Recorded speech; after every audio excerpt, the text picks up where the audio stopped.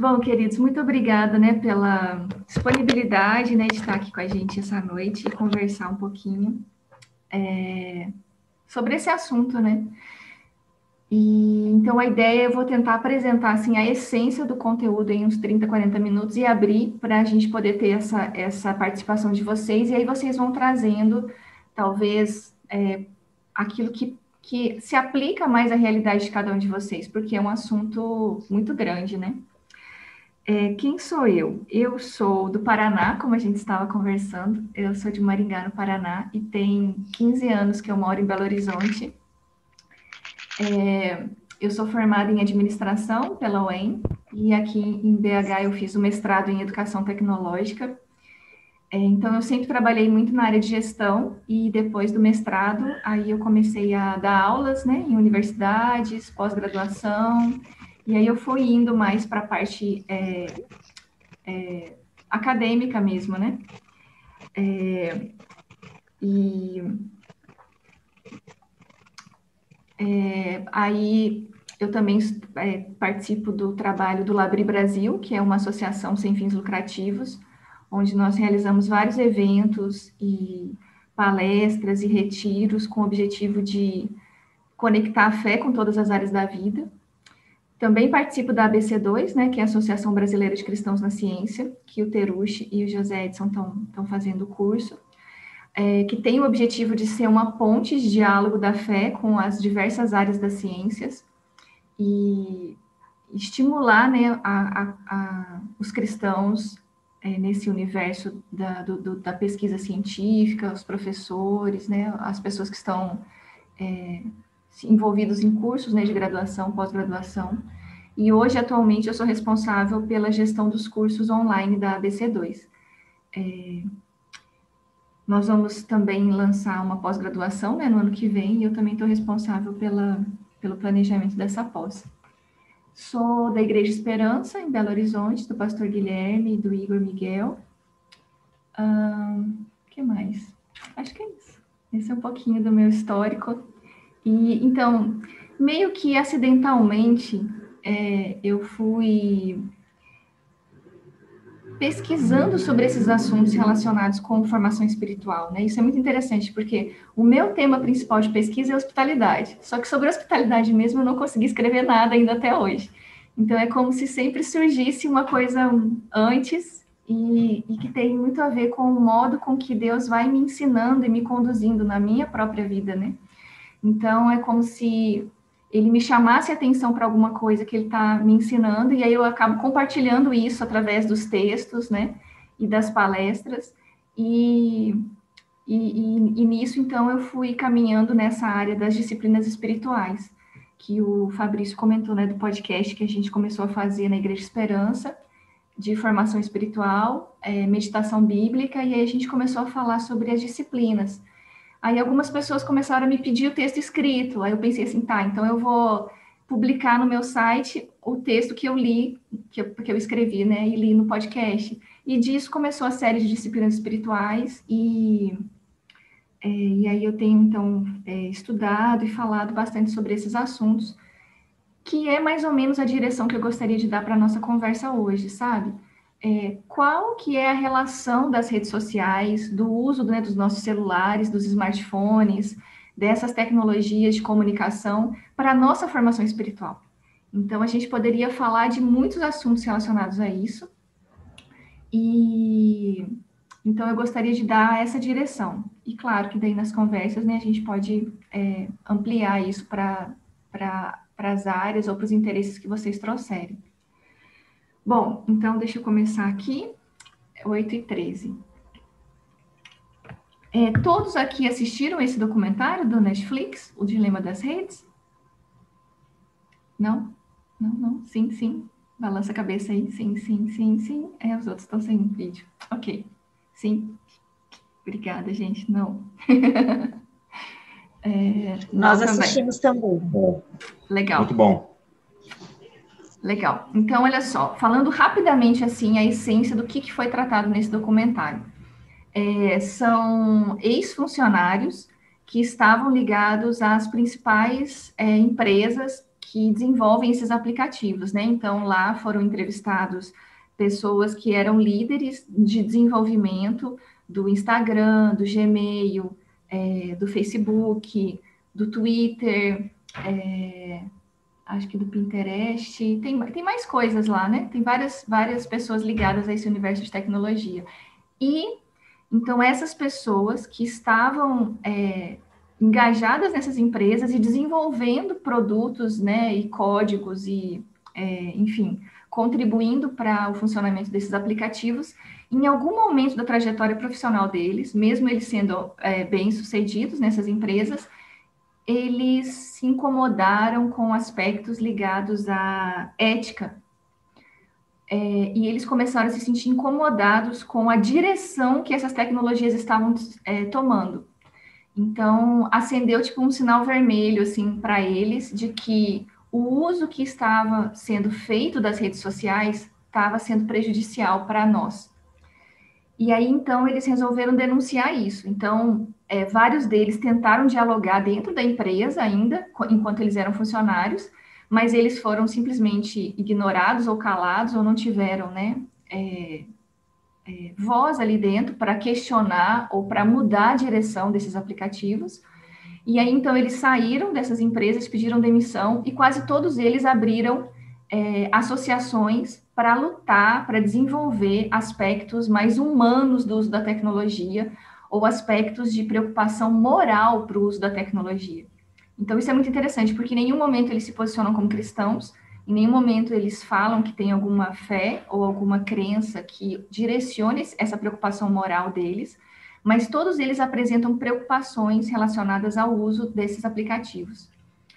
E aí, então, esse documentário combina o testemunho desses funcionários, contando por que isso começou a incomodá-los, e eles vão contando até em que eles contribuíram com tudo isso. Então, por exemplo, um deles é o cara que criou o botão de like do Facebook, e aí ele fala que quando ele criou esse botão, ele tinha a intenção de que fosse algo positivo, né, que trouxesse, assim,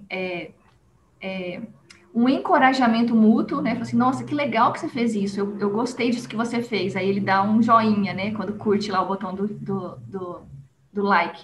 Só que isso acabou se transformando uma medida de comparação e de pressão, porque daí eu acabo ficando dependente das pessoas curtirem as minhas coisas. E quando as pessoas não curtem, isso gera uma série de julgamentos, né? O que eu estou fazendo de errado? Então eu vou excluir essa foto. Essa foto aqui teve muitas curtidas, então eu vou fazer algo semelhante da próxima vez. Então, enfim, o documentário combina, então, os testemunhos desses ex-funcionários dessas empresas, contando os dilemas éticos que eles vivenciaram ali dentro, com pessoas que eles convidam e entrevistam, que daí são pessoas que escreveram livros sobre o assunto, denunciando as redes sociais e o uso dos smartphones, com o Jonathan Haidt também, que é um psicólogo que é convidado, que inclusive eu estudei um dos livros dele, The Coddling of the American Mind, e apresentei uma palestra sobre isso na conferência do Labri Brasil, em 2019, o ano passado. Tem essa palestra no YouTube, do Labri e no meu também. E aí lá, um dos aspectos que o Jonathan Haidt investiga é por que os jovens que estão chegando agora na universidade estão com alto índice de depressão, suicídio, ansiedade crônica. E aí um dos fatores que apareceu na pesquisa dele foi o uso dos smartphones durante toda a adolescência, né, infância e adolescência. Então, o impacto do uso desses aplicativos na formação emocional desses jovens, que tem feito com que eles cheguem na universidade despreparados para lidar com a pressão emocional, social, responsabilidades, né? E jovens que aparentemente não têm nenhuma preocupação no sentido de pagar conta, criar filhos, tá começando, né, a sua jornada de formação para entrar no mercado de trabalho, mas já está tão esgotado emocionalmente, não vendo sentido na vida e recorrendo ao suicídio para fugir dessa realidade. Então, o Jonathan Haidt foi um dos entrevistados nesse documentário e ele fala sobre esses índices de suicídio entre os jovens, Por exemplo, há 20 anos atrás, a gente não ouvia falar de suicídio entre pessoas entre 12 e 15 anos de idade, que é uma fase onde eles estão brincando, eles estão começando a se descobrir, né, a formar identidade, começar a sonhar mesmo, pensar em universidade e tal, mas ainda são crianças. E hoje em dia, essa faixa etária tem aumentado muito estatisticamente, né, o número de tentativas de suicídio, mutilação entre esses jovens, casos diagnosticados, né, de ansiedade, depressão crônicas. Então, o que está acontecendo com essas crianças? O que está de diferente? E um dos fatores que estão diferentes são o uso das redes sociais.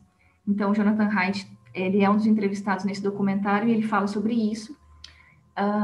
E ele também combina é como se fosse um teatro, uma encenação, né, um filminho de uma família com 3 filhos, uma menina mais adolescente, uma menina que essa adolescente está totalmente dependente do celular, uma mais velha que meio que se recusa a usar o celular o tempo inteiro, e um rapaz que está no meio ali, que ele serve de modelo de como ele é influenciado pelas coisas que ele vê nas redes sociais. E os pais ali tentando entender o que está acontecendo com os filhos. Então, o documentário ele reúne esses 3 elementos: os testemunhos reais desses ex-funcionários dessas empresas, mostrando o que eles faziam e os aspectos éticos que os incomodaram, esses entrevistados que são autores, que têm escrito sobre essas questões, e a vida de uma família, e aí conforme as pessoas vão falando, eles vão encenando isso, né, como se fosse uma vida real. Bom, dentre as questões que o documentário traz, estão a forma com que esses aplicativos são desenvolvidos para obter a nossa atenção o maior tempo possível. Então, esse é o primeiro aspecto, porque todos eles são de uso gratuito para nós. E aí, até um dos autores, que é entrevistado, ele fala assim: qual que é o produto que você está consumindo quando você acessa as redes sociais? E aí ele vai falando que, na verdade, o produto somos nós. Então, é como se eles oferecessem para nós uma série de coisas, mas o objetivo dessas redes sociais está em investigar o nosso comportamento. Então, o que eu gosto, quem eu sigo, o que eu clico. E aí, agora já está muito comum, assim, entre as postagens das pessoas que eu sigo no Instagram, ele vai sugerindo posts de outras pessoas que eu não sigo ainda. Ele vai sugerindo vídeos de outras pessoas que eu não sigo. E cada um desses posts que eu clico, eles vão montando tipo um mapeamento do meu comportamento. Quem é a Vanessa? A Vanessa é uma pessoa que está interessada em informação espiritual, então ela segue essas contas que falam sobre isso. Mas ela também gosta de, sei lá, história da Inglaterra, porque ela segue essas contas aqui de pessoas da Inglaterra. Ela também gosta de, sei lá, esportes, tá? Isso não sou eu não, tá? Eu tô chutando aqui. Ela gosta de esportes, porque daí ela é uma pessoa extremamente saudável, que faz academia e gosta de exercícios físicos no mundo ideal. E aí, então, eles começam a sugerir tênis da Nike, começam a sugerir contas de pessoas que fazem corrida, né? Alimentação para pessoas que praticam esportes. Aí, de repente, eu gosto de cinema, então eles começam a sugerir contas relacionadas a filmes, enfim, por aí vai. Então,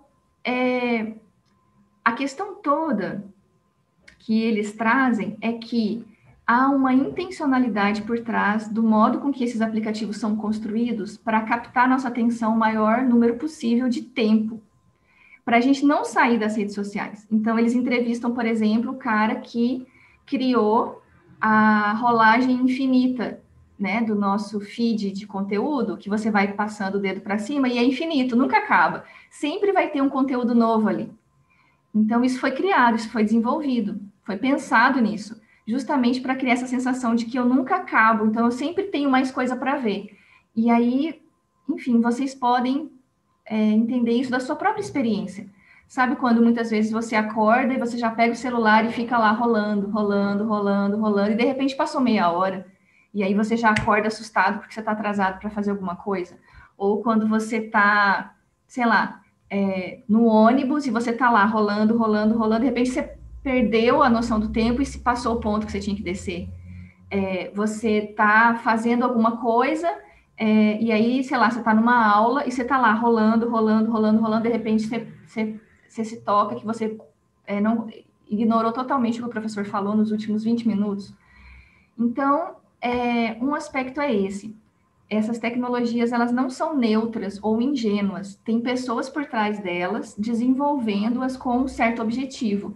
E esse objetivo é capturar nossa atenção o maior número possível de tempo, para que a gente, enquanto a gente está ali, a gente está sendo monitorado, tudo que a gente vê está sendo calculado, quanto tempo a gente para no determinado post, fica contando, né, os segundos ali, se eu clico ali, se eu leio o que está na legenda desse post, se eu entro naquela conta, tudo isso são dados que são armazenados.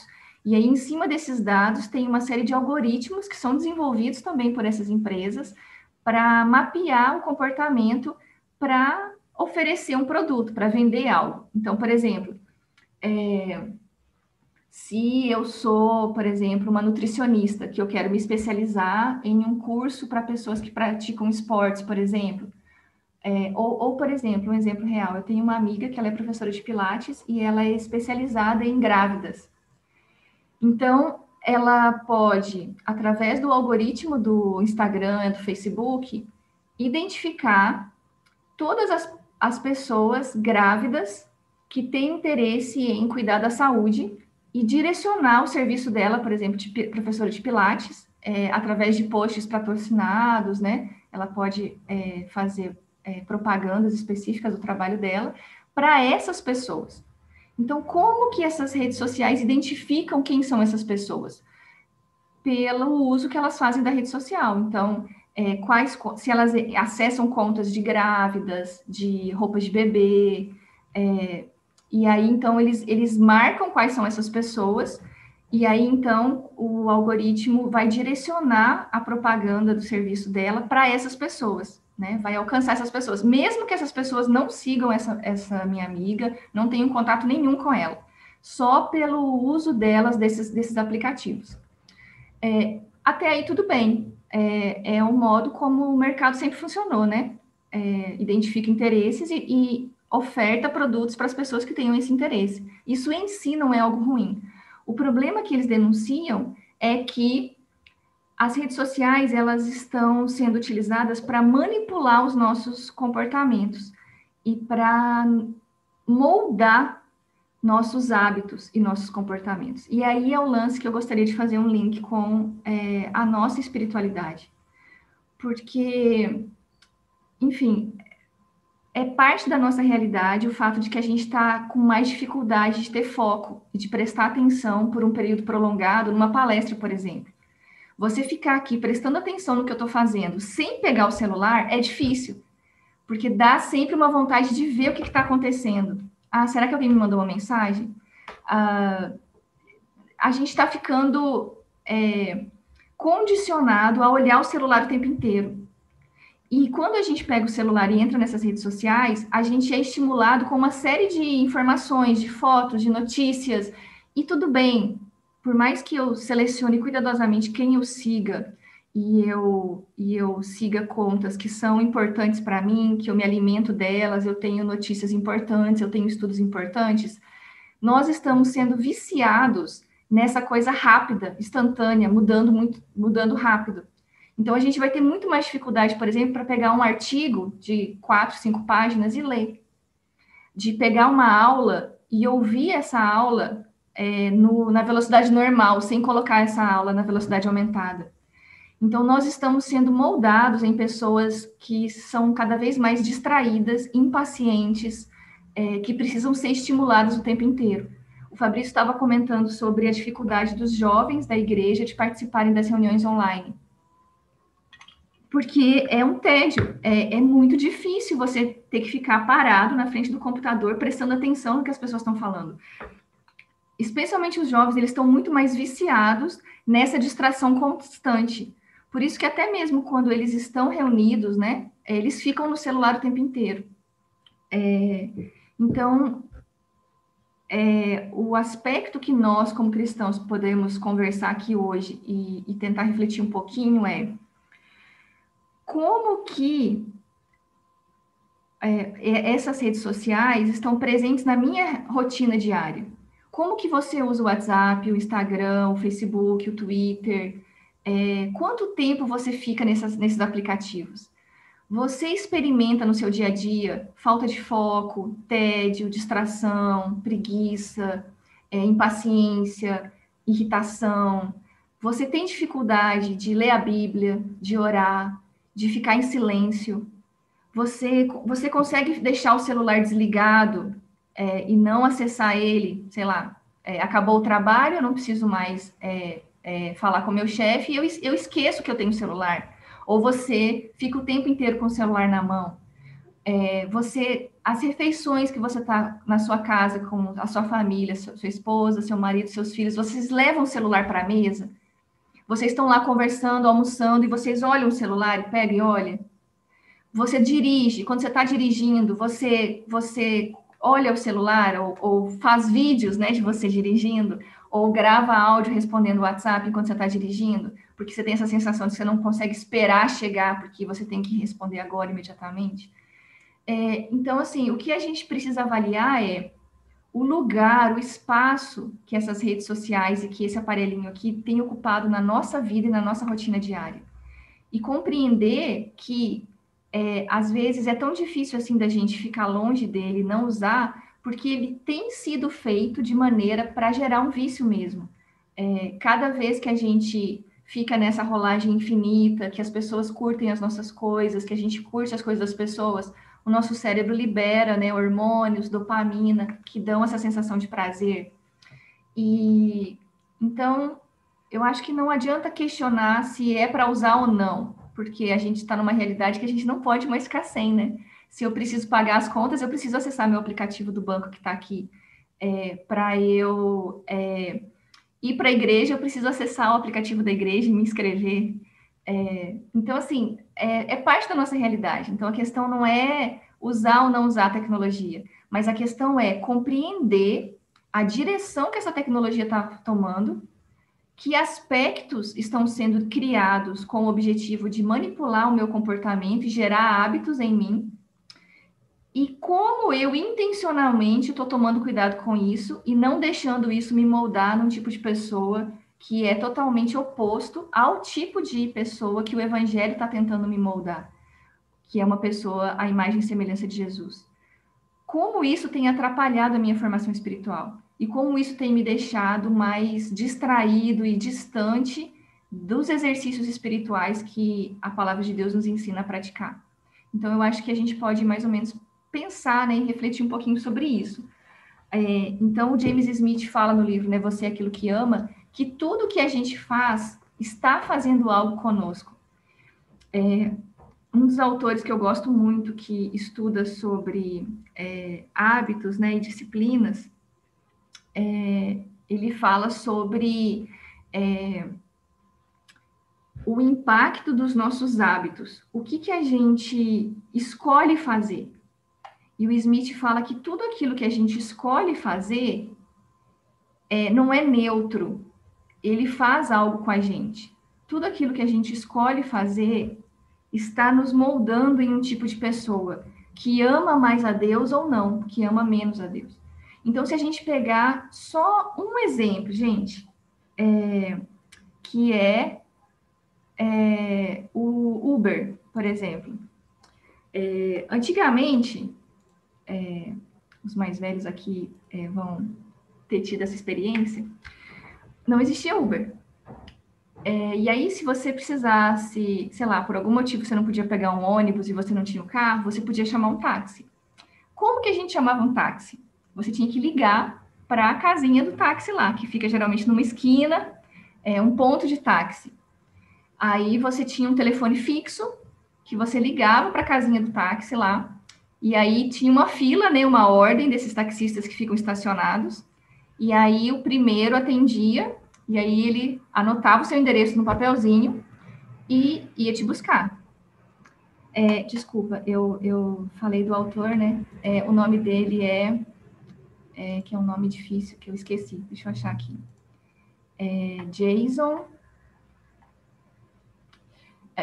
Justin Whitmel Early. Eu vou colar aqui o nome dele, que é um nome que eu nunca lembro, porque é um nome bem difícil. Ele escreve sobre hábitos do nosso dia a dia, e o James Smith tornou isso mais popular. Aí, então, esse taxista anotava o seu endereço, e geralmente você ligava para o ponto de táxi do bairro, né? Mais próximo. Então ele já sabia qual que era a sua rua, porque também não tinha Google Maps, nem GPS no celular dele. Aí ele ia te buscar na sua casa. Como que você sabia que ele chegou? Porque daí ele ia tocar a campainha, ou bater na sua porta, ou você já ia ficar lá na rua esperando ele chegar.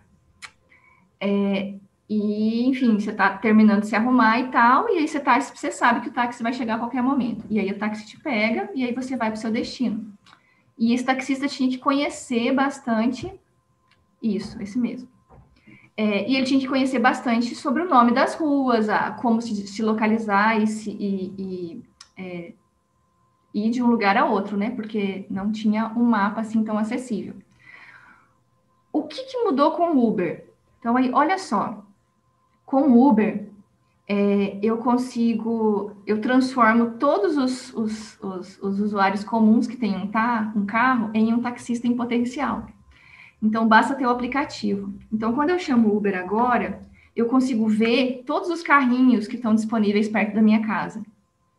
Aí, um motorista aceita, né, a minha chamada.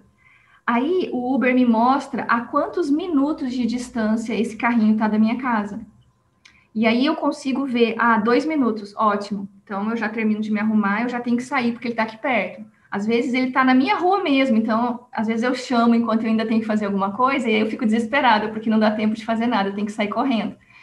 Então você tem um controle quase que completo do trajeto que esse carrinho faz. E o que acontece quando o carrinho vira para a rua errada? Você está vendo assim o carrinho vindo aqui me pegar e aí por alguma razão que eu desconheço ele vira para uma outra rua e aí o númerozinho que marcava 2 minutos para ele chegar sobe para 4. O que você sente? Você sente o coração bater mais forte, né? Tipo assim, meu Deus do céu, eu não acredito que ele vai atrasar tudo isso. Só porque eu tô com pressa, por que ele foi virar essa rua? Não, eu vou cancelar e vou chamar outro.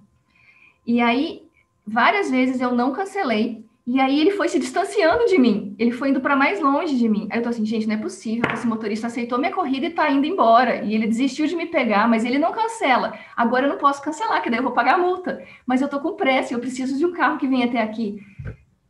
E aí, enfim, com muito custo, ele dá a volta e vem me buscar. E aí ele chega aqui, tipo, 10 minutos depois. E aí eu já tô super irritada, tô ansiosa, porque daí eu vou chegar atrasada no meu compromisso.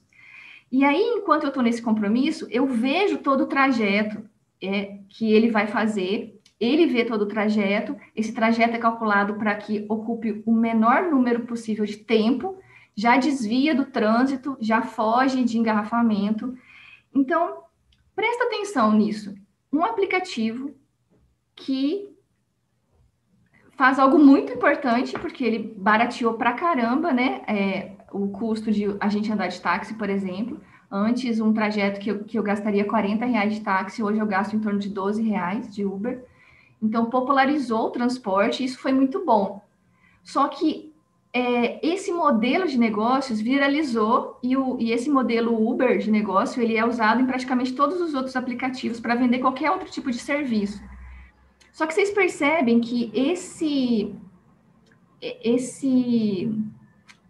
recursos que aparentemente estão facilitando nossa vida, estão nos moldando em um tipo de pessoa que está mais impaciente, que quer resolver as coisas o mais rápido possível, que tem o controle maior dos pormenores, que antes não cabia a gente nem saber disso. Que rua que o táxi está virando para me pegar, não interessa. Mas agora a gente controla todos os detalhes do processo, e isso gera mais ansiedade, isso gera mais domínio, e isso está nos moldando em pessoas mais irritadas, mais impacientes, e que precisam do controle para se sentir seguras.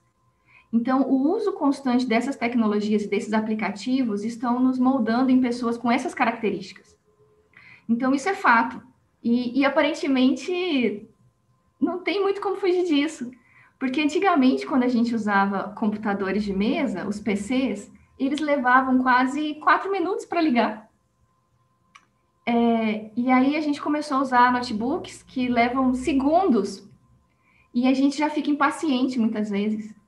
Nós estamos nos tornando pessoas cada vez mais impacientes porque as tecnologias estão sendo desenvolvidas para poupar cada vez mais tempo nosso. Isso é bom.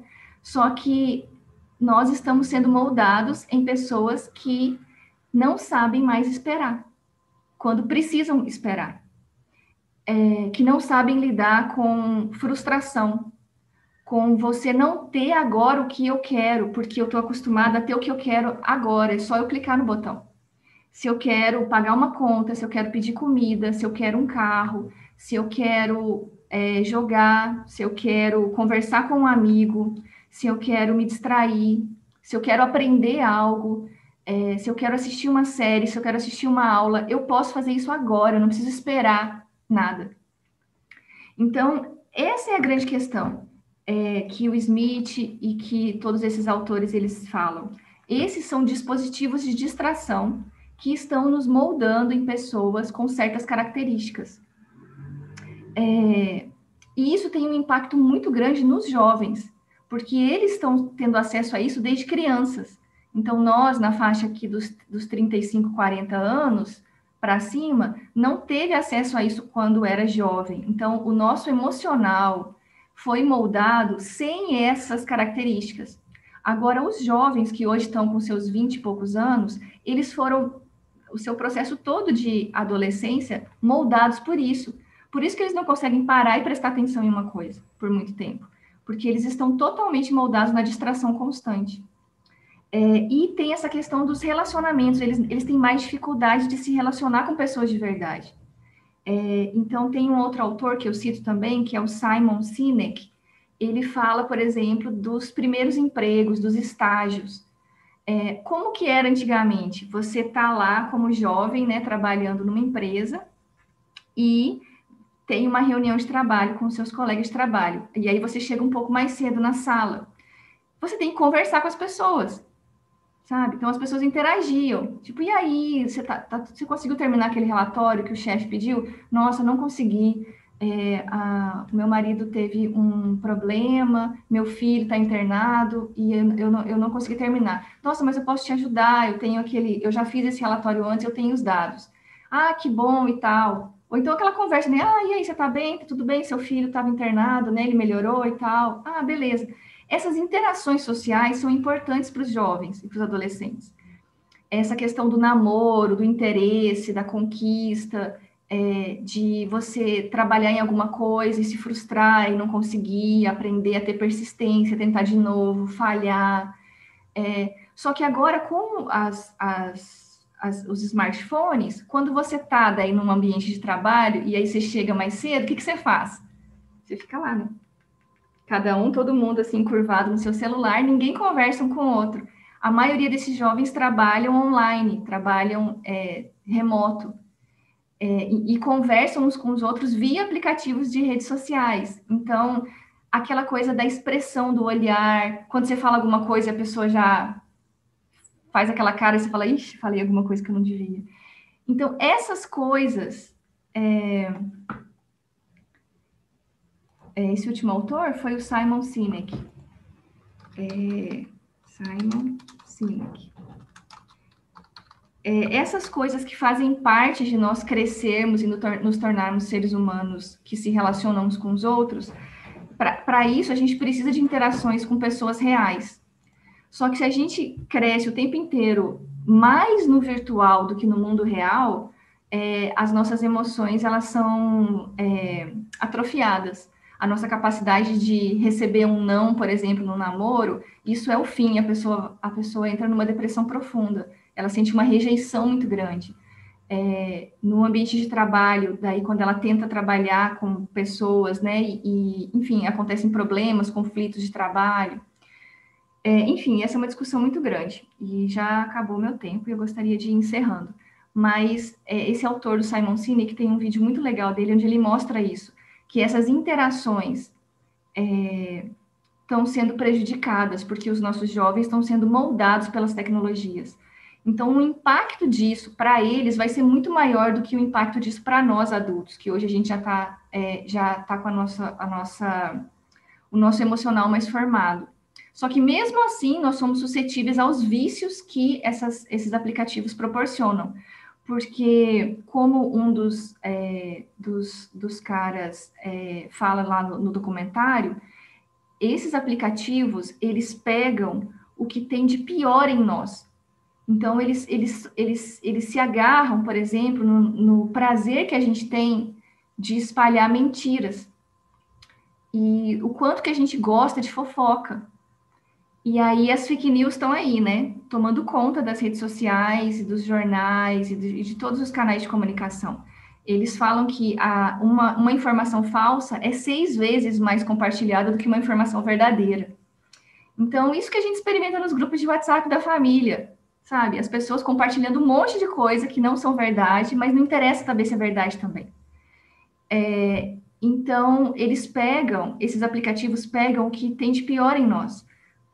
O medo, a vaidade, a cobiça, o vício, a solidão, o interesse pela mentira, pela fofoca.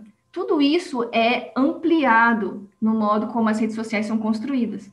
E nós, como cristãos, nós sabemos como isso funciona, porque como o próprio Fabrício falou na oração dele inicial aqui, o problema não está na tecnologia, o problema está no nosso coração que é pecador.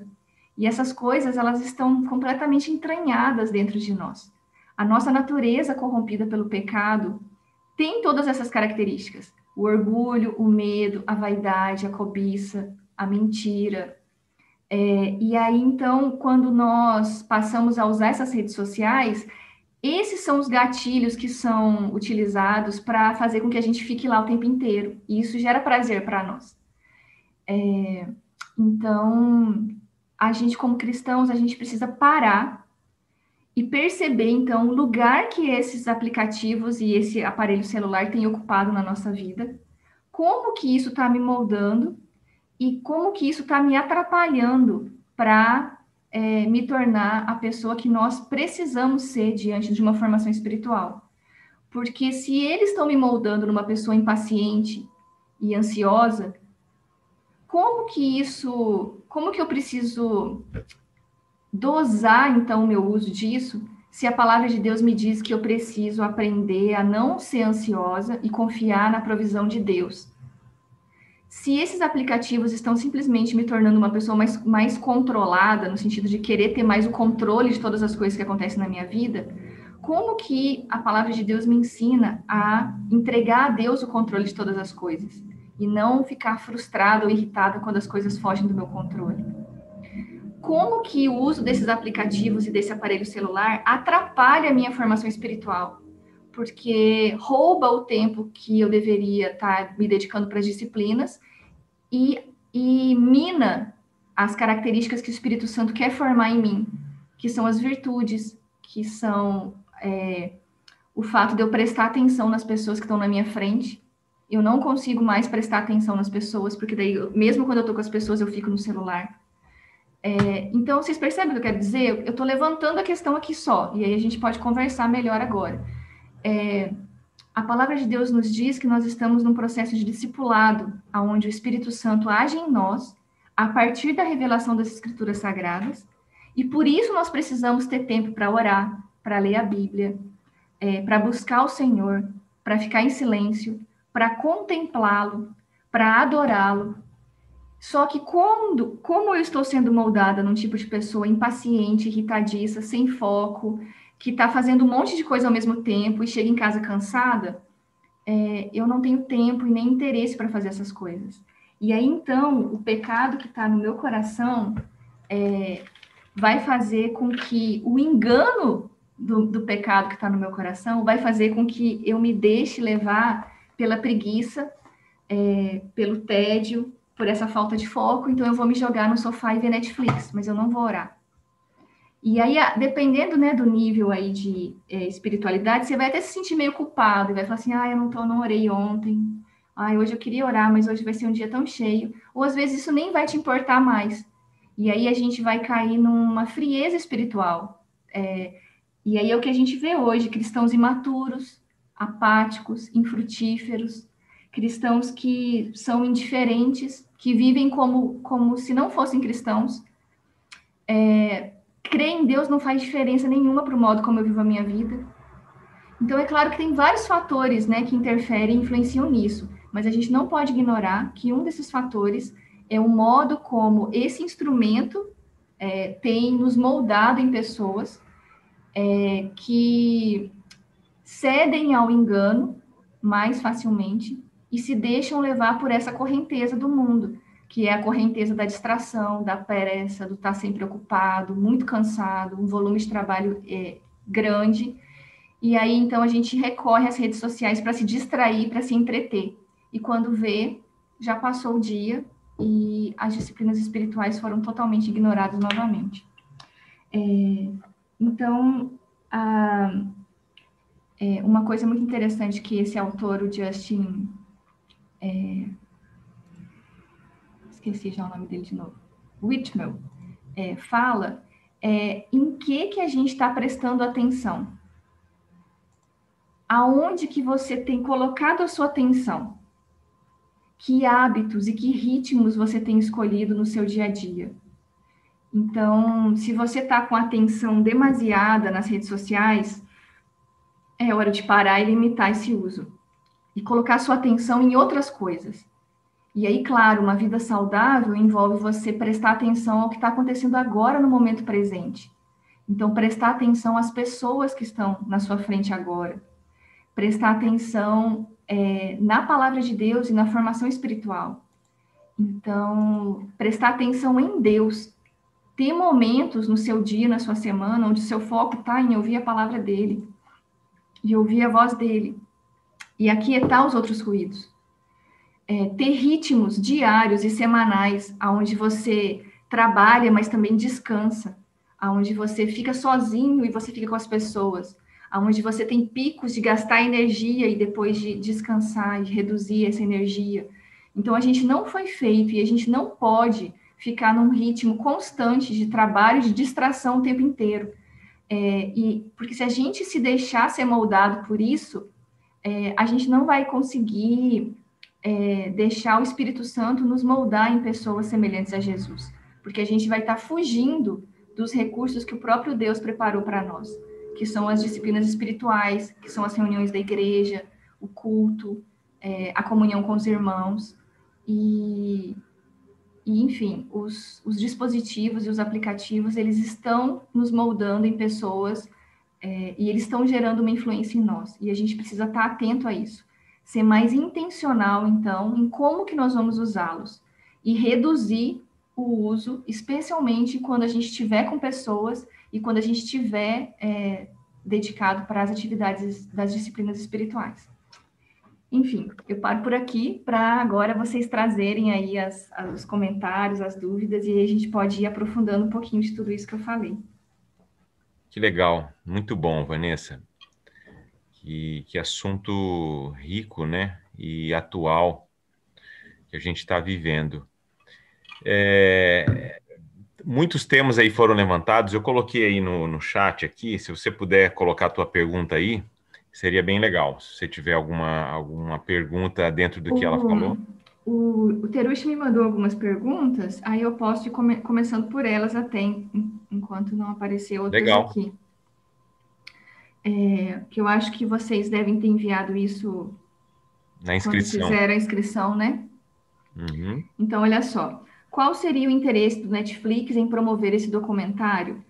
Ela também direciona e tenta te manter assistindo seus programas. Exatamente, ela quer isso, ela quer que você assista o documentário.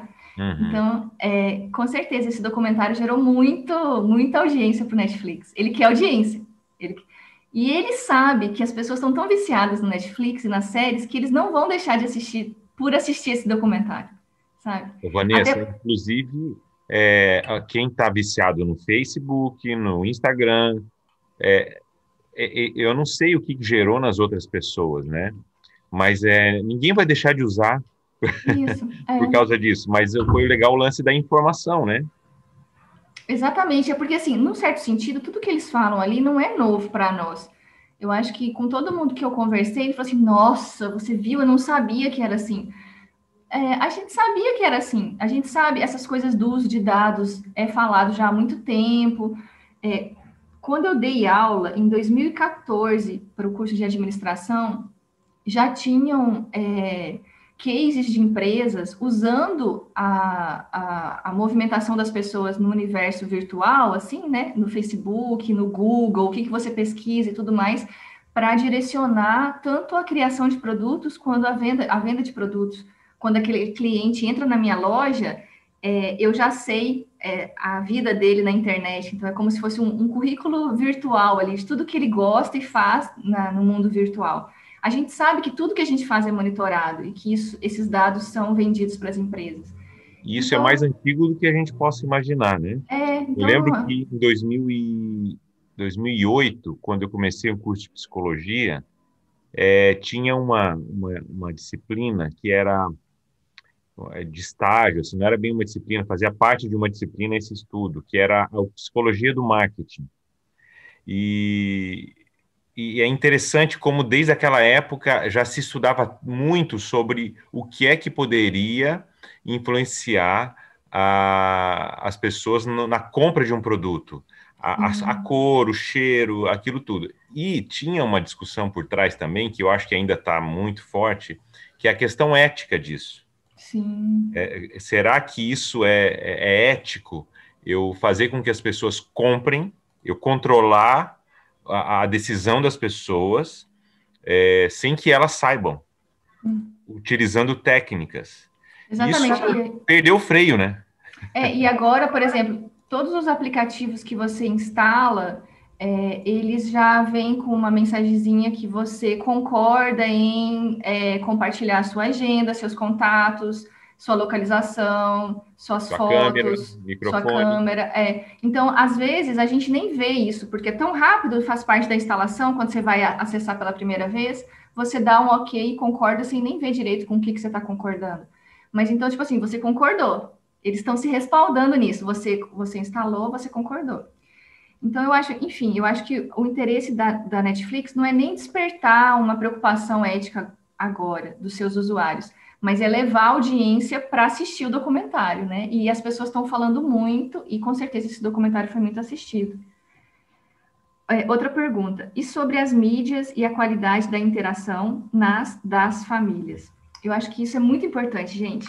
Esse autor, o Justin Whitmel, ele tem uma frase que eu até anotei aqui para falar para vocês. A sua casa pode estar decorada com temas cristãos, mas a arquitetura dela é como a das demais, e um dia ela vai desmoronar. Então ele fala isso. A sua casa pode estar enfeitada com versículos bíblicos. Você pode ter versículos bíblicos colados nas paredes, você pode ter um quadro da Santa Ceia, você pode ter. A sua casa está decorada superficialmente com temas cristãos. E você é cristão, então você coloca aí, né, versículos pela casa. Mas a estrutura dela, ou seja, os hábitos, os ritmos, a forma como a sua família vive o dia a dia, é formado pelos hábitos pagãos do mundo. E aí isso vai ruir em algum momento. Porque se o seu evangelho não mudar os seus hábitos, se o fato de você crer em Deus não muda o jeito com que você escolhe a sua rotina e o que você faz ao longo do seu dia, não adianta só ter um enfeite superficial cristão. A sua casa vai ruir, você vai ter burnout, você vai ficar ansioso, você vai se deixar levar e vai reagir às circunstâncias do mesmo jeito que as pessoas não cristãs reagem e se deixam levar, porque é um evangelho superficial. Então, isso me chama muita atenção e tem tudo a ver com essa pergunta aqui, porque nós precisamos ter uma preocupação com os ritmos da nossa casa. Tem um capítulo no livro Você é Aquilo que Ama, do James Smith, onde ele fala sobre isso, só sobre a família e sobre os ritmos da casa. Então, a importância das refeições serem juntas, todo mundo na mesma mesa. Porque hoje em dia, todo mundo na frente da televisão, do computador, o filho come no quarto, ainda mais com home office, né, os horários complicados e tudo mais. Então, a dificuldade das pessoas encontrarem e almoçarem, jantarem juntas, tomarem um café juntas. Proteger esses momentos das refeições. Nesse momento não tem celular na mesa, a gente olha no olho um do outro e conversa um com o outro. A importância de você proteger suas manhãs. O que você faz quando você acorda? Não acordar com o celular. Ter um relógio, né, que você vê as horas, mas não deixar o celular no quarto, não levar o celular para o quarto.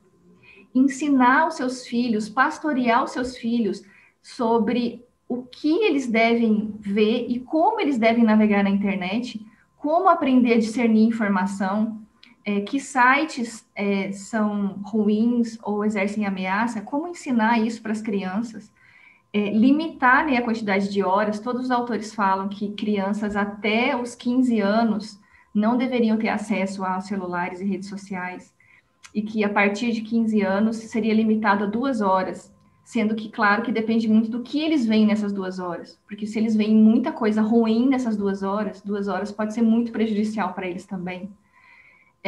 E os hábitos da casa e da família que vão ensinar e formar essas pessoas em pessoas semelhantes a Jesus.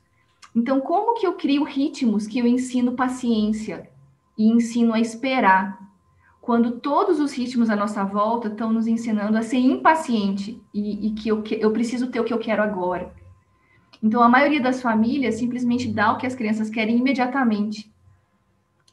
E você está, então, moldando seus filhos em pessoas que querem e que precisam receber o que elas querem na hora que elas querem. Elas não podem sentir tédio e elas não podem ser frustradas. Eu fui num salão, né, cortar o cabelo, e tinha uma criança lá, eu acho que devia ter uns 7 anos, mais ou menos, 8 anos, e a mãe ficou o tempo inteiro com um tablet, assim, agachadinha, assim, segurando o tablet na frente do rosto do menino, com um desenho, porque ele não podia ficar entediado enquanto ele cortava o cabelo, e ele ia dar um escândalo, e ele ia ficar agitado, né, e o cabeleireiro não ia conseguir cortar o cabelo dele. Então, assim, gente, ser humano é enfrentar situações ruins, situações desconfortáveis, situações onde nós somos submetidos a coisas que a gente não quer mesmo fazer. Isso é crescer. Então, como que a gente pode ter ritmos na casa e na família que ensinam isso uns para os outros, sabe? Então, isso envolve muito além das redes sociais, mas também do uso do celular e das redes sociais. Vanessa, Momentos de leitura bíblica, de estudo bíblico em família. Pode falar. desculpa interromper. Não, só para não perder esse gancho do que você está falando, mas uma coisa que me aflige muito, porque a gente está falando aqui de uma questão de discipulado mesmo, com Cristo, de caminhada com Ele, que ultrapassa, inclusive, a realidade das redes sociais, mas é algo mais profundo na nossa caminhada, na nossa vida, porque parece que a rede social ela vem agravar o que já era, né? Ela vem agravar o que já existia na existência humana. Os vícios sempre existiram, as distrações, só que parece que assim, igual uma bola de neve. O acesso agora está muito mais fácil, né? Eu estava conversando sobre isso quinta-feira com um amigo meu. Por exemplo, sempre existiu pornografia e pessoas viciadas em pornografia.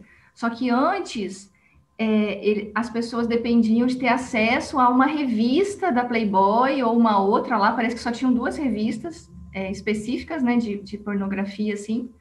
E aí você tinha que esperar chegar na banca. E aí você tinha que ir lá comprar, não era qualquer idade que podia comprar, e aí às vezes você tinha na casa de um tio, na casa de um avô. Isso se o menino não era de família cristã evangélica, né? Porque se fosse, o acesso era mais difícil. Mais difícil ainda. Era algum menino da rua, né? Exatamente. Aí, assim, ia visitar a casa de um tio, e aí o tio tinha lá a revista, e aí ele pegava a revista lá no banheiro, sabe?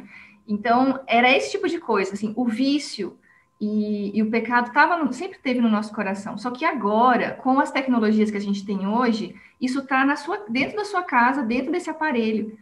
E esse acesso é culturalmente aceito.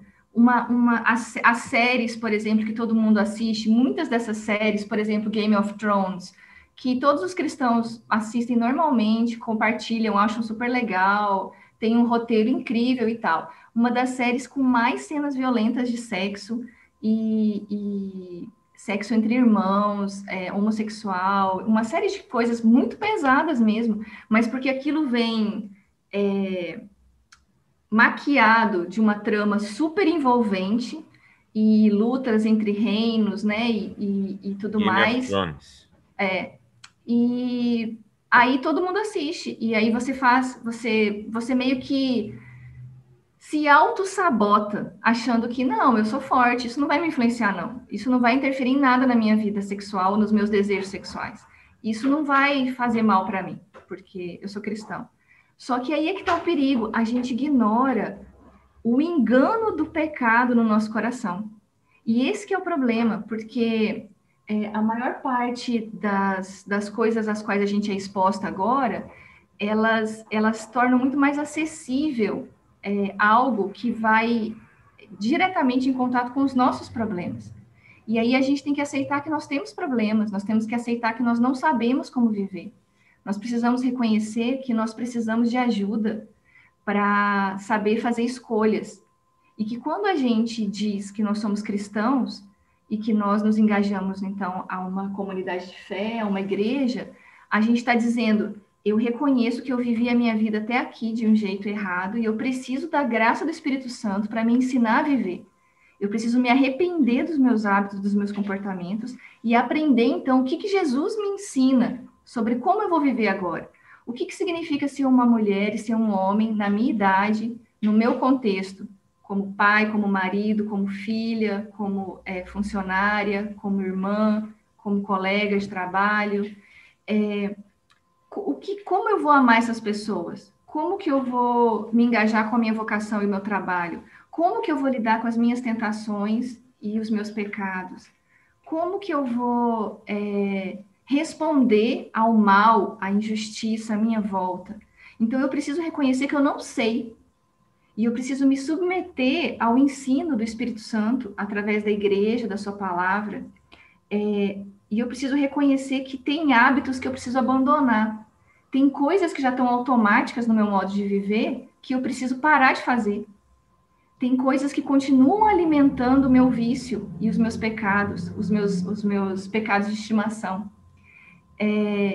E então é muito sério esse negócio de ser crente. É muito sério esse negócio de eu seguir Jesus, porque o que parece hoje, quando a gente vê as nossas igrejas, é que tá todo mundo assim, uma caricatura, né? Que não os cristãos olham pra gente. Tipo assim, uma bobagem. Olha só, os cristãos são muito ruins. Eu não quero ser cristã. Eles mentem, eles enganam, eles dão péssimo testemunho no ambiente de trabalho, sabe? Eles olham pra gente, o que eles veem de diferente em nós, de luz? Como que os cristãos se comportaram de um modo diferente em relação à frustração da agenda por causa da pandemia e do isolamento social? Os cristãos se desesperaram do mesmo jeito. Como que os cristãos podem testemunhar para o mundo que Deus é real e que o reino dele já é uma realidade, que nós já somos novas criaturas, se a gente mesmo simplesmente inclui Deus na nossa rotina e na nossa agenda, quando dá tempo, mas a gente continua vivendo como se ele não fizesse sentido. As nossas escolhas e as nossas decisões não são baseadas nele e no nosso relacionamento com ele. Então, essa questão do discipulado e da formação espiritual, ela acontece agora, no tempo, e ela é necessária para a gente reconhecer que a gente precisa de ajuda e a gente precisa ser transformado à imagem de Jesus. E é isso que o Evangelho oferece. Essa graça que o Evangelho nos oferece. A libertação dos nossos pecados e a possibilidade de a gente mudar os nossos hábitos, viver outros ritmos. E, enfim, concluindo essa resposta, isso vai acontecer na casa. O que você está falando tem a ver com o que o Luciano aqui perguntou, né? O Luciano, ele fez essa pergunta, não sei se foi essa pergunta que você acabou lendo aí. Então... benefícios, né? Muito legal. A gente sempre quer uma solução, né? Então, ele coloca aqui, é a solução? Então, não tem receita pronta. Faz isso, toma 3 orações por dia pela manhã e uma leitura bíblica ao final da semana e seus problemas acabaram. Você não vai sofrer desse mal. Não é a solução. A solução é a gente se engajar em um processo real de discipulado e formação espiritual. E isso não é uma coisa tão básica. Eu vou até compartilhar aqui a minha tela com vocês, que tem o livro do James Bryan Smith, O Maravilhoso e Bom Deus. Esse é um livro muito bom porque ele... deixa eu achar aqui onde está. É a trilogia, né? Tem uma Maravilhoso trilogia. Bom Deus, Maravilhosa e Boa Vida e Maravilhosa e Boa Comunidade. Comunidade, isso mesmo. Nós temos usado aqui na IP Distrito, nos grupos discipulado, essa trilogia que acompanha o treinamento para a alma, né? Isso mesmo. Ele foi um discípulo do Dallas Willard e do Richard Foster. Eu fico imaginando assim, que cara sortudo, meu Deus. Teve esses dois caras como discipuladores dele. E ele... Ai, meu Deus, eu não tô achando. Onde que eu salvei? Achei. Aí, nesse livro, ele conta que ele chegou para o Dallas Willard e ele perguntou assim, ok, eu entendo que você fala das disciplinas, da formação espiritual, mas como eu posso fazer algo mais acessível para as pessoas? E aí ele pegou e falou assim, o Dallas respondeu para ele, então isso quem vai fazer é você.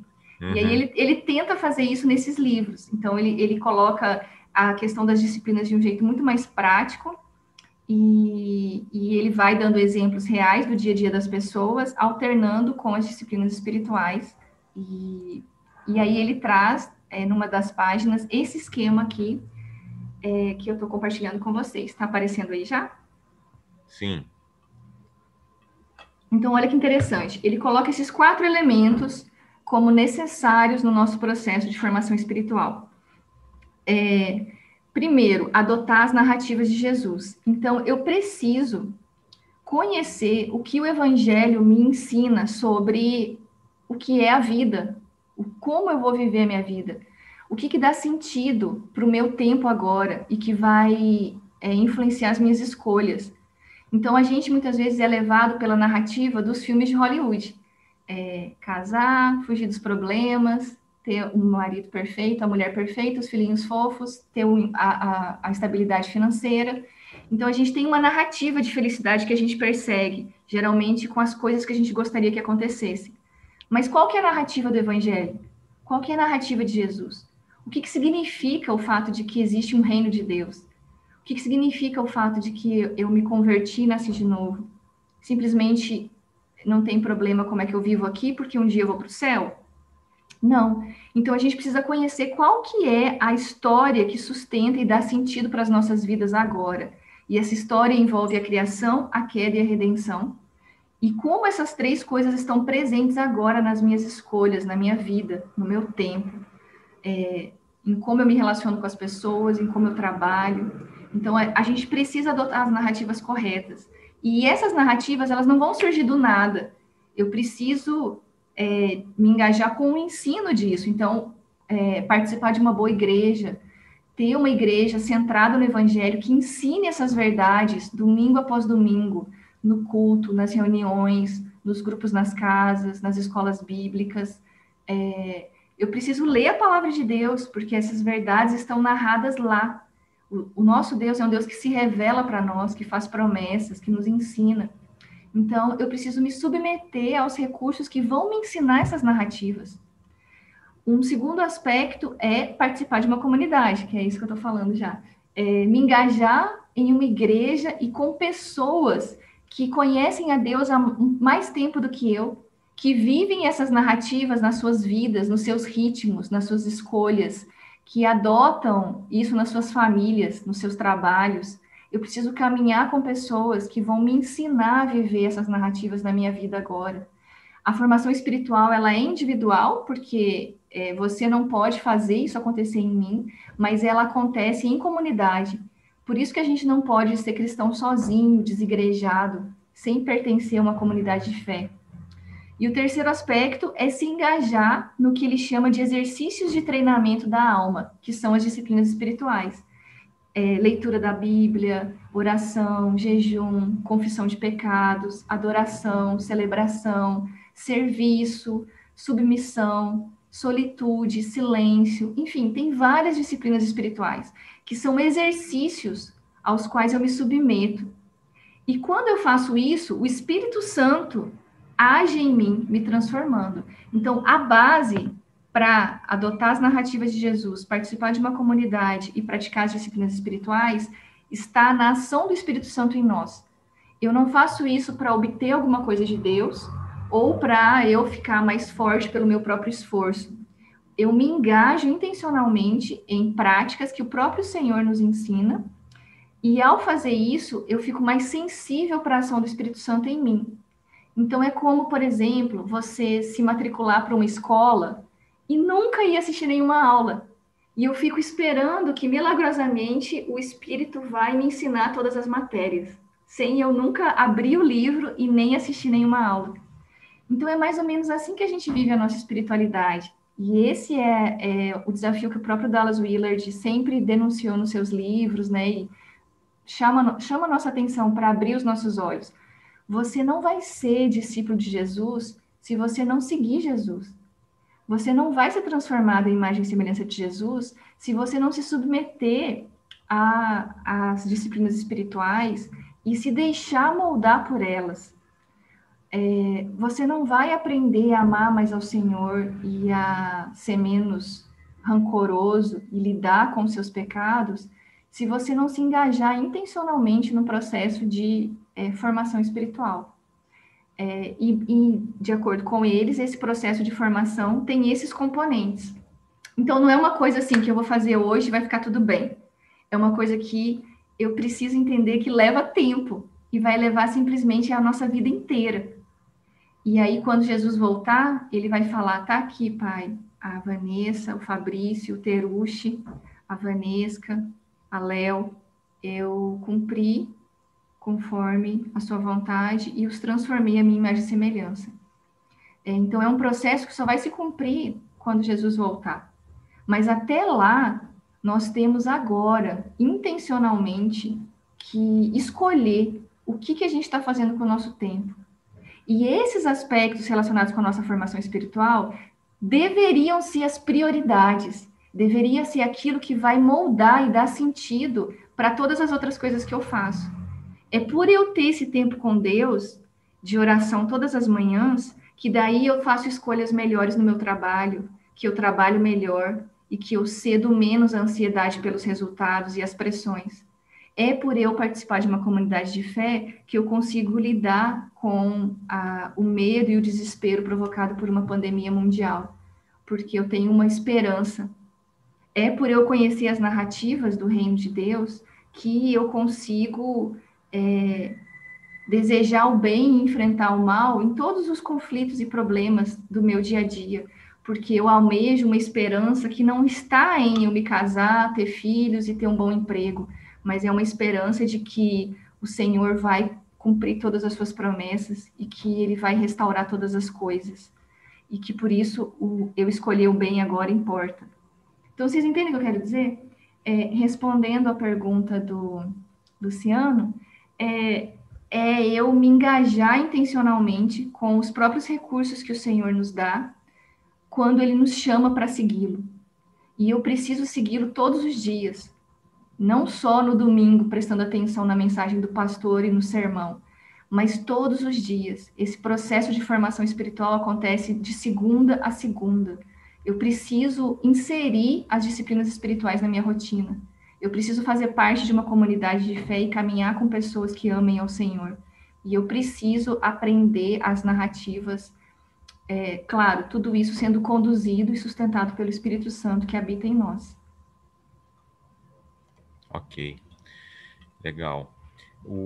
Esse processo, assim, até dando um passo atrás, porque parece que para a pessoa chegar a esse ponto, né, de falar assim, eu preciso de transformação, eu não me aguento mais, e tudo que eu faço nesses anos todos de vida eclesiástica, vou chamar assim, né, porque nem sempre é vida com Deus, o fato de estar lá dentro de um templo cristão, Se a pessoa não chegar nesse ponto, parece que ela não engaja num caminho de discipulado nesse ritmo que Exatamente. você está trazendo. O Smith, o James Bryan Smith, e algo assim que me deu um despertamento há 2 anos, acho que foi em 2018, quando eu comecei a trilogia com a IPI do Estreito aqui, e lá no início do Maravilhoso Bom Deus, quando ele fala assim, há pessoas que amargam décadas sentadas num banco de igreja e, e não acreditam mais que serão transformadas, não acreditam mais que podem ter uma vida plena em Jesus. Aquilo para mim foi um gatilho muito interessante, e eu quero fazer um link com o livro Longa Obediência na Mesma Direção, do Eugene Peterson, quando ele fala sobre arrependimento, ele até falei dias desses na igreja, citando ele fala assim, uma pessoa precisa estar totalmente aborrecida com o modo em que estão as coisas para encontrar motivação para partir no caminho cristão. Porque, ouvindo você falar, eu não sei o pessoal aqui desse diálogo de hoje, é um baita desafio a gente falar de treinamento para a alma como treinamento, né? Treinamento para encontrar um caminho saudável e não sermos completamente escravizados pelas redes sociais, né? Porque, ao que me parece, as pessoas elas estão assim como um rio empurrando, levando a gente, e elas não estão muito dando bola para isso, sabe? É isso que eu Isso sinto mesmo. olhando as novas E gerações. tá todo mundo perecendo, né? Porque aí esses índices de ansiedade, de depressão, sintomas, né? Todos os jovens são diagnosticados com sintomas de falta de foco, TDAH, as pessoas com burnout, com esgotamento. Vanessa, olha só, pegando isso que você está falando, você falou isso na sua conversa, que parece que a igreja não faz diferença alguma. Quando eu falo igreja, assim, as pessoas, os Sim, sim. relacionamentos. Não que os crentes são mais perfeitos e intocáveis disso tudo, mas assim, parece que a gente não é um sinal dessa, desse novo reino de Deus, diante dessa crise, né? Exatamente. E a gente vê assim todo mundo mergulhado nessa subcultura, né, ou sei lá, nessa cultura anti-reino, como se fosse algo completamente normal. E a gente fala Sim, muito sim. dos nativos, né, dessas crianças que nasceram na internet, mas você sabe o que eu tenho percebido, Vanessa? Eu não sei os demais aqui. Há muitos, o pessoal aí da terceira idade mesmo, que estão viciando na rede social e de um jeito mais ingênuo, inclusive, por não É, dominar a tecnologia, né? Vejo assim pessoas que já estão vivendo a aposentadoria, às vezes com horário mais livre, e ficam ali completamente escravizados de redes sociais, né? E espalhando fake news sem filtro algum, né? Então, essa é uma coisa que eu acho que a gente precisa estar muito atento a essa fala aí. Tem mais alguma pergunta? só um Deixa minutinho, eu só. gente.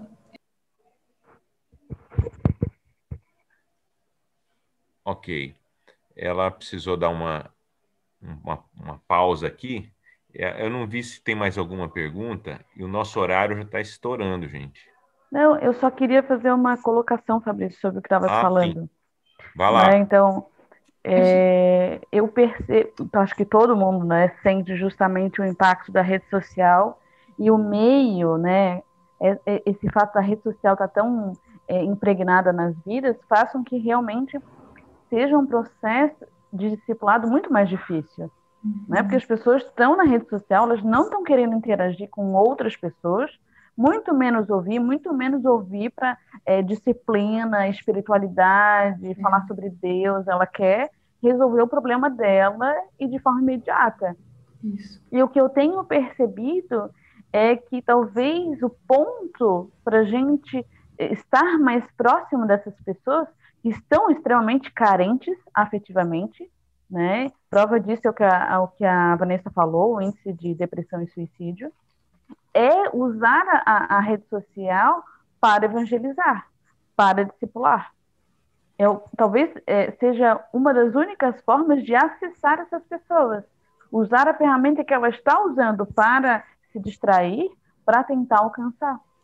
Porque talvez, se for pela conexão pessoal, seja, não vou dizer impossível, mas para uma geração que está tão imersa, talvez, às vezes não é nem não é cogitável, não é interessante, acaba sendo possível de ser pensado no caso de um discipulado começado, pelo menos, né, de forma digital. Uhum. Pois é, eu acho que são muitos desafios mesmos. Eu estou compartilhando aqui 2 vídeos onde eu trato disso mais a fundo, né? Que aqui não deu tempo. Mas são 2 vídeos onde eu falo, né, do livro do Jonathan Haidt e dos vícios da vida virtual. Quando eu dei essas 2 palestras, tinham muitos jovens, assim, entre 18 e 22 anos assistindo. E aí todos eles no final vieram falar comigo assim: Vanessa, quem te autorizou a contar minha vida assim publicamente? Pode falar a verdade, você tinha uma câmera escondida no meu quarto porque para você falar da minha vida assim.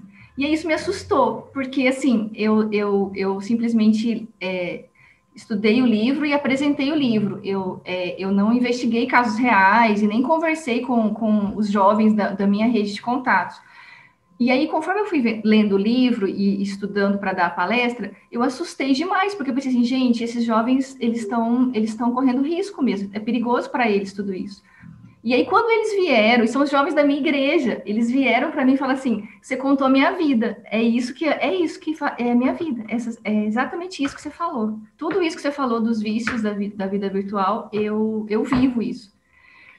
Então, eu acho que foi bom porque serviu de alerta, porque eles precisam enxergar isso e reconhecer, eu estou viciado, é isso que acontece, eu me sinto mal quando eu vejo imagens de outras meninas mais bonitas do que eu.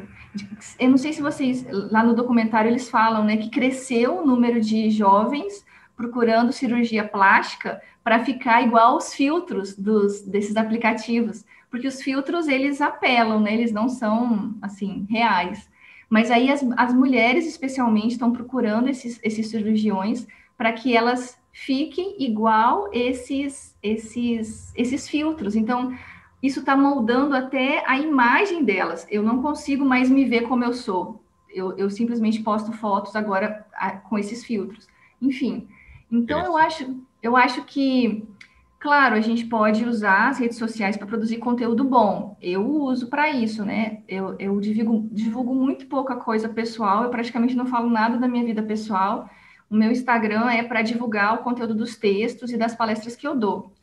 Mas eu acho que o caminho, sabe, Aline, é atrair esses jovens e tirá-los das redes sociais, no sentido de vamos fazer uma horta juntos, vamos, sei lá, fazer uma escalada juntos, vamos montar um time de basquete, vamos montar um time. E aí, enquanto a gente está jogando aqui, ó, todos os celulares desligados, me entrega aqui o celular de todo mundo, põe aqui na bolsa, e é o momento da gente estar junto, de olhar um para o outro. É claro que eles são jovens e eles têm problema de foco. Então, não adianta colocar todo mundo lá sentado, um atrás do outro, e querer dar uma aula de 2 horas. Eles não vão conseguir. Então, assim, aproveita essa energia, aproveita a juventude, aproveita a curiosidade e cria atividades práticas que ensinem algo para eles. Se vocês, por exemplo, montarem uma horta comunitária aí da igreja, chutando assim, né? Se tiver um pedaço de terra aí, isso vai estar ensinando para eles sobre paciência, sobre espera, que a semente precisa de tempo para crescer.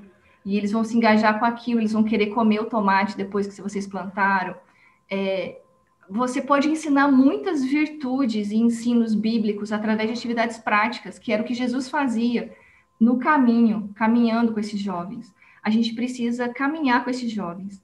A gente precisa criar atividades mais práticas que engajem eles face a face e tire eles das telas. E que nessas atividades a gente ensine algo para eles, sabe? Vanessa, me dá um gancho aí. Eu lembro, eu fui pastor em Maringá, até estava comentando contigo, e naquela época eu cuidava de um ministério da igreja, e uma igreja grande, né? E ela tem um ministério grande na área de comunicação. Na época já tinha transmissão de culto e tal. A Maria Amélia, que está aqui, ela inclusive dessa igreja. Ai, muito legal, Maria Amélia. Obrigada pelo feedback que você deu aqui. Muito obrigada mesmo.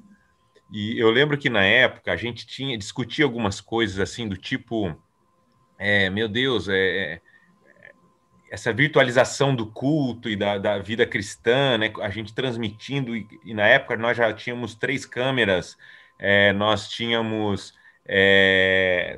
Olha, um dia escandalizou a gente, uma pessoa chegou na igreja e falou assim: olha, eu tô tomando ceia lá com vocês, tá? Eu pego em casa lá o vinho e o pão, eu tomo ceia em casa lá assistindo o culto. Meu Deus, né? Tipo, aí veio essa pandemia e desconstruiu tudo e a gente tá entendendo. E na época, eu lembro que eu trazia esse questionamento, né? Da questão do virtual versus presencial. E aí tinha eu era tutor de um pastor licenciado na época, que hoje já foi ordenado pastor, aí é pastor na Primeira de Maringá, e ele falou assim, olha, ele estava falando de uma igreja totalmente virtual, e eu fiz uma baita crítica, né? Isso lá nos Estados Unidos. Aí ele falou assim, olha, Fabrício, você não está olhando a oportunidade. Por quê? Tentando entrar no que a Aline falou e a Vanessa também. As pessoas que acessam essa igreja são pessoas que nunca entrariam no templo da nossa igreja. Nunca. E a ideia principal dessa igreja virtual não é se manter virtual, mas é ser um primeiro passo de uma pessoa que nunca entraria no templo da minha igreja ou num grupo pequeno. E a partir dali, depois de uma série de mensagens e de algum engajamento virtual, ela decidir tomar um passo de estar no presencial. Isso eu estou falando numa situação de não pandemia, né? Então, eu acho que se a gente pensar que a rede social pode ser, e já é, uma baita ferramenta para a gente comunicar alguma coisa, para a gente contar histórias, para a gente fazer o que a gente está fazendo aqui, né? E assim, espero que isso se transforme em algo real na vida de vocês, né? Tendo ouvido tudo que a Vanessa falou sobre as disciplinas espirituais, sobre esse engajamento numa realidade cristã mais profunda, de discipulado, já valeu esse encontro virtual, entende? Já valeu e muito, né? Então, já até partindo aqui para a nossa reta final, porque já é 9h30, e eu gostaria que vocês pensassem nisso, né? Como caminhada. Mas eu acho que a grande chave é aquilo que eu estava citando aqui do Eugene Peterson, né? O quanto a vida em rede social, seja de vocês, quanto a vida familiar, quantos sintomas já existem, o quanto vocês estão olhando na realidade familiar, pessoal, e vocês estão percebendo que, com essa conversa, que realmente a gente está indo para um caminho muito perigoso e de morte. E olhar isso com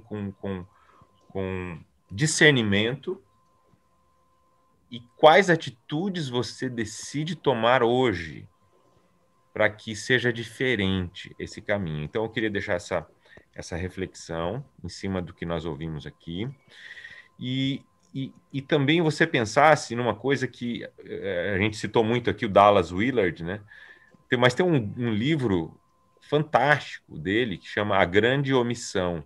Isso, a Vanessa deve ter lido esse livro. E ele fala não só do custo do discipulado, mas ele fala do custo do não discipulado. É altíssimo na nossa vida e na vida dos nossos filhos, né? Da nossa igreja. O não discipulado é o não engajamento nas disciplinas espirituais. Eu acho que é assim que eu estou entendendo. E no meu site, eu falo de 15 disciplinas, né? Não como uma lista fechada, é porque eu me baseei nos próprios livros do Dallas Willard e do Richard Foster. Então, eu tratei praticamente todas elas, com exceção de uma de orientação, eu acho. E aí, antes de falar de cada disciplina, eu citei um trecho desse livro do Dallas Willard, A Grande Omissão, porque tem um capítulo onde ele traz 10 perguntas sobre formação espiritual. E aí ele faz a pergunta e responde: o que são disciplinas espirituais? Qual a relação delas com a Bíblia? Disciplina espiritual é bíblica? Como que eu faço isso? Qual a relação disso com a minha transformação? Então, ele faz a pergunta e responde. Então, antes de cada uma das disciplinas que eu trouxe, eu coloquei uma dessas perguntas, retiradas desse livro, A Grande Omissão, do Dallas Willard. Então, eu coloquei aqui o link do meu site no chat para vocês, aonde tem tipo um índice de todas elas. Vocês podem ler com calma, né? Podem buscar alternativas para ir implantando isso no seu dia a dia, e sem legalismo, sem exageros, sem também falar assim, então agora eu vou só orar. Não é isso, não é para isso que Deus nos chama. Mas a grande questão Deus é o centro da nossa vida. E tudo que nós fazemos agora está relacionado com quem nós somos nele e o que ele está fazendo em nós e através de nós. Então, ao nós vivermos todas as nossas rotinas tendo ele como centro, nós vamos conseguir nos engajar muito melhor com a nossa família, o nosso trabalho, os nossos projetos pessoais, a questão dos ministérios da igreja, sabendo que Deus está presente em nós e agindo em nós agora. Então, Deus não se torna simplesmente mais uma tarefa na minha lista de tarefas, e orar é uma dessas tarefas que geralmente não dá tempo, porque eu deixo para de noite e aí eu estou cansada e durmo.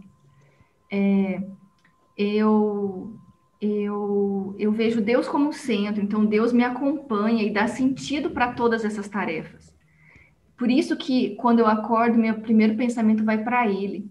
Quando eu vejo que o sol nasce, eu me lembro das misericórdias dele se renovando sobre mim. Então, eu escolho, ao invés de deixar minha mente encher de preocupação, nossa, hoje eu tenho que fazer isso, hoje eu tenho que fazer aquilo, não vai dar tempo de eu fazer isso. Eu escolho lembrar da verdade do Evangelho. Aí a memorização é tão importante, como a Maria Amélia falou. É o recomeço, né? É o começo. Então, assim, é simples. Reestrutura sua agenda, reestrutura seus ritmos. Muda o que dá sentido para suas escolhas. Então, a narrativa do Reino de Deus precisa ser a fonte que dá sentido para a forma com que cada um de nós vive. E é um passo de cada vez, um dia de cada vez. E conforme a gente vai vivendo isso, essa realidade vai ficando tão real, tão forte, tão concreta, que você enxerga a ação de Deus, você percebe a vontade de Deus, você sente, né, o Espírito te direcionando. E você vive com muito mais leveza, porque você entrega o controle para ele, como alguém colocou aqui também no comentário. Legal. Gente, esse papo, ele dá muito pano para manga, né? A gente poderia ficar horas e horas aqui. Aliás, a gente tem assunto para outros encontros. Ele está sendo gravado, depois nós vamos editar e colocar também no canal da IPI do Estreito, para que vocês possam revisitar e pensar um pouquinho mais, tá? Todas essas informações aqui. Eu quero recomendar que você, se você gostou dessa conversa e também do conteúdo da Vanessa, ela tem o site dela, como ela disse aí, né? Ela tem também o podcast dela no Spotify, eu não sei se está em todas as plataformas. É o podcast da Igreja Esperança, né, que eu participo, e aí eu fiz algumas participações só falando dessas disciplinas, então agora eu nem tenho mais participado. Ah, tá. Mas está lá no Spotify, sim.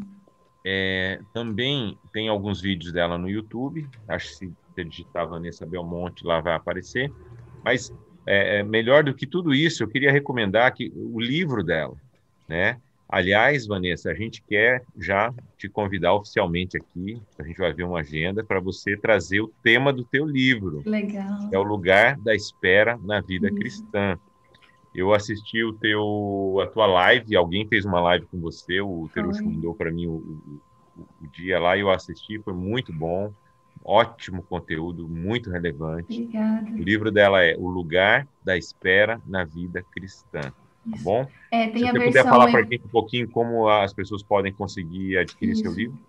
Tem a versão e-book pela Amazon, né? Se você preferir o Kindle. E tem a versão física que você pode comprar comigo. Me chama inbox aí, que eu posso te mandar. Ou pelo site da editora, 371. A Maria Amélia está falando que o marido dela é professor no TAD da UEM. Que legal, gente! Muito bom. Pessoal, É isso aí. eu queria também Muito só vou abrir aqui meu vídeo, lembrar que dia 28 de novembro a gente vai ter uma nova participação da Vanessa, né? Talvez a gente trate, né, aí vamos conversar com a Vanessa, ou uma continuação dessa conversa, ou talvez tratar de uma outra área que ela trabalha muito bem, né? Que tem abençoado muita gente, inclusive me abençoou, que são a questão das liturgias e da questão de uma vida devocional saudável. Eu acho que é uma área que ela trabalha bem, porque como ela é jovem, parece que esse tipo de papo não combina com jovem, né? Mas eu creio que é um desafio para todos nós, né? Não só para aqueles que estão numa fase já mais adiantada da vida, como eu, Dedé, e também aqueles que estão aí na metade da caminhada, porque Te descobriram aí, Dedé. Mas Dedé tá sempre ligado aí, ele tá nas mídias. E talvez seja alguma coisa... Oi, fala, querido. Estou sempre sendo exemplo aí para o Terush. Exatamente. Então, anota na tua agenda, dia 28 de novembro, aqueles que fizeram a inscrição ou de alguma forma mandaram algum link para... link não, desculpa, já estou meio cheio de redes aqui. Alguma forma de comunicação, a gente vai disparar convites, né? Mas convide também seus amigos, irmãos, que eu creio que se for esse tema, vai ser um tema muito relevante, né? E queria novamente agradecer a Vanessa pela disponibilidade dela, né, de estar emprestando aí a sua sabedoria que Deus tem derramado na sua vida. Obrigada, Terush. Pois é, eu queria só ler um trecho aqui de um texto bíblico para vocês, para a gente encerrar e fazer uma oração. Porque às vezes a gente fica pensando assim que é muito difícil, né, nadar contra essa correnteza. Só que, desde o início, esse foi o anúncio do Evangelho de Jesus. Ele nos chama para nadar contra a correnteza. Só que é através da força dele, do espírito dele, e através do jugo dele. Então, o que a gente precisa é aceitar isso, sabe? E se dispor para caminhar com ele. É como se todos os dias você fosse ficar mais atento para ouvir a voz dele, diante de tanto ruído à nossa volta. E as fontes para a gente conseguir ouvir isso são a igreja, né, os irmãos e a palavra do Senhor. Efésios 5 vai falar sobre viver na luz.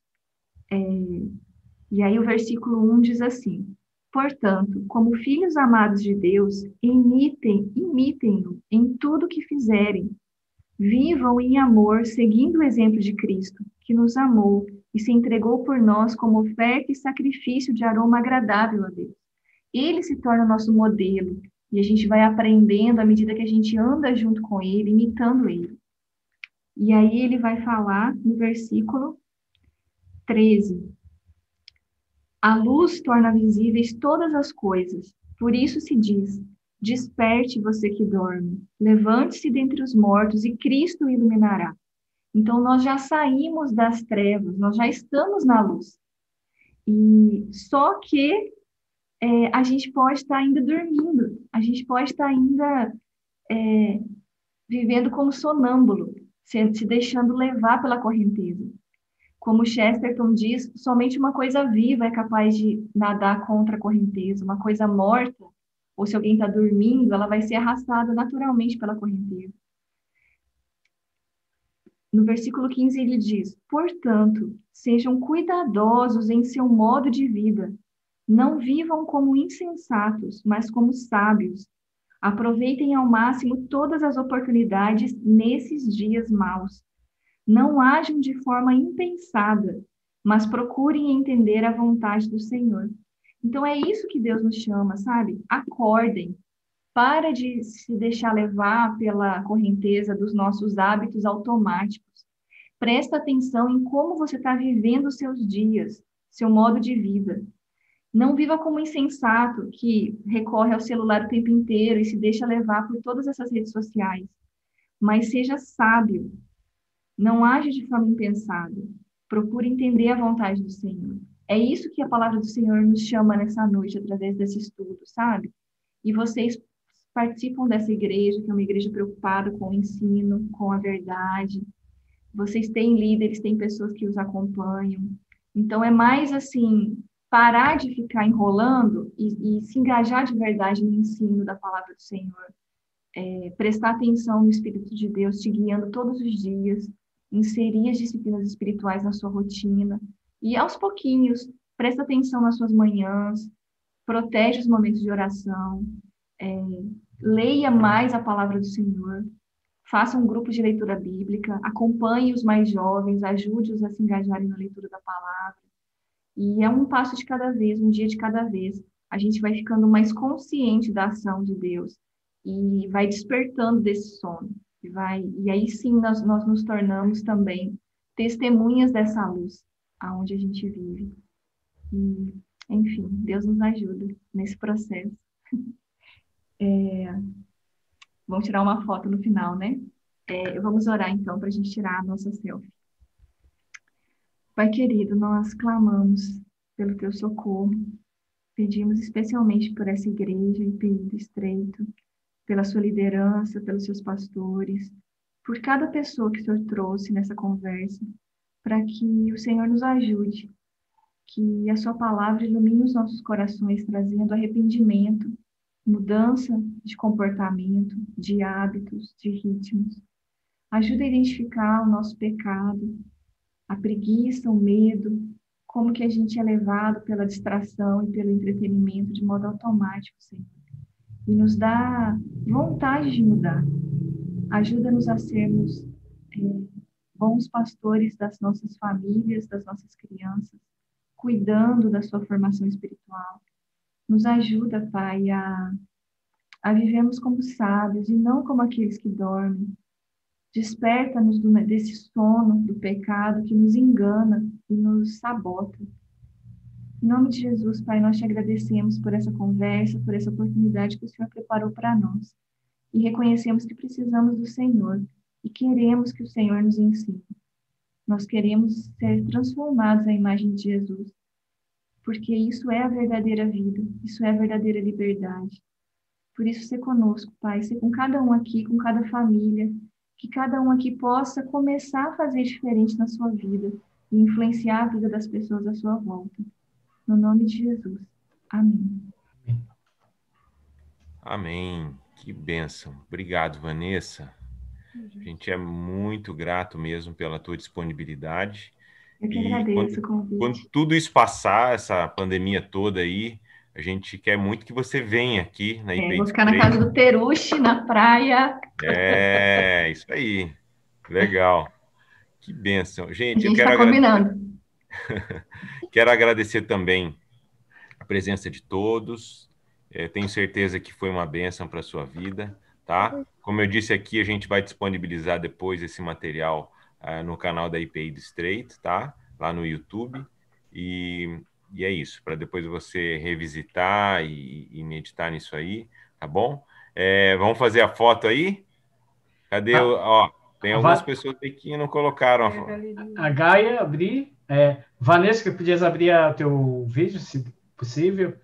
Andréia está com Covid. Ela falou que estava... que talvez não dê assim, porque ela está meio... Então, até motivo para a gente estar orando pela vida da Andréia, né? Andréia é uma amiga, irmã de Obrigada, Terushi. Deus te dê graça. Tá feio o negócio aqui.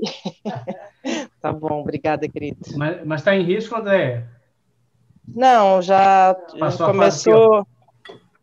começou segunda-feira, mas ontem eu tava bem ruim, hoje já estou um pouquinho melhor.